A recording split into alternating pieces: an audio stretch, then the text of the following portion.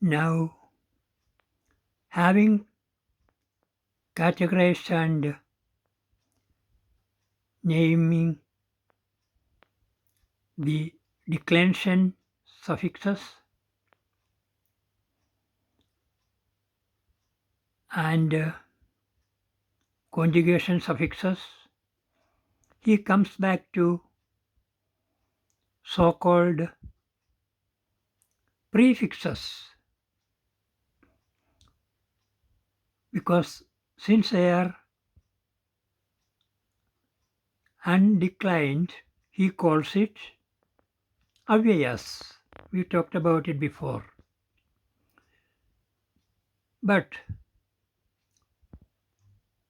like the third example, he talks about the pure indeclinables like cha, pra, and let us also add na to that. This is a pure undeclinable which may be the real connector for Dr. Chomsky, because cha means and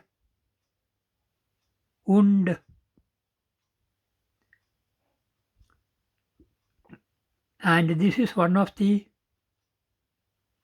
daily most used word in the language, cha. And this cha appears with some changes, like in the 10 avataras of India, Matsya Kurma SchCha, Ramo SchCha.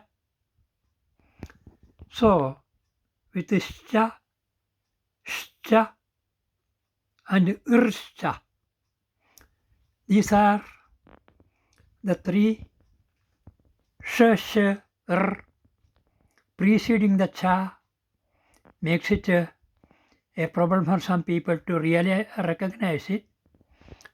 They are all the glottal visarga, taking punarjanmas in three different forms.